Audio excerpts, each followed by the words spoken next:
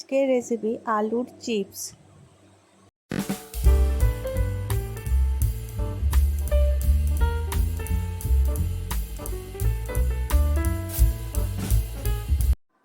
আমরা বাজার থেকে কিনে চিপস তো খাই, সেটা এবার আজকে আমি বাড়িতে বানাবো। প্রথমেই আলুটাকে আমি এইভাবে স্লাইস করে কেটে নিয়েছি, দিয়ে সেটাকে ভালো করে ধুয়ে নিয়েছি। দেখুন জলটা কিন্তু পুরো সাদা হয়ে গেছে। এবার আমি একটা কড়াই গ্যাসের মধ্যে বসিয়ে তার মধ্যে নুন আর লেবুর রস দিয়ে দিয়েছি।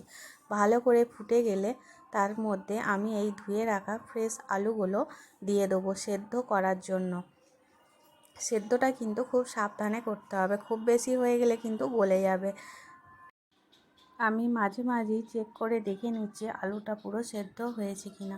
আর একটু হবে বলে একবার চাপা দিয়ে দিলাম। দেখুন এবার প্রায় সেদ্ধ হয়েই গেছে, তাই নামিয়ে একটা প্লেটের মধ্যে আমি ঢেলে দিয়েছি এবং জলটাও ভালো করে ছড়িয়ে নিয়ে এরকম একটা কাপড়ের মধ্যে, সুতির কাপড়ের মধ্যে এইভাবে পেতে দিতে হবে এবং সারা রাত ফ্যানের হাওয়ায় রেখে দিতে হবে। তারপর সকালে এটাকে তুলে নিয়ে রোদের মধ্যে দিতে হবে 2 থেকে 3 ঘন্টা। এবার শুকিয়ে গেলে এরকম তেল গরম করে কড়াইতে ভেজে তুলে নিতে হবে এবং শুকনো পাঁপড়গুলো একটা জারের মধ্যে আপনি 15-20 দিন অনায়াসেই রাখতে পারেন। দেখুন আমি খানিকগুলো এই জারের মধ্যে ভরে রেখে দিলাম আর খানিকগুলো আমি এখানে ভেজে তুলে নেব।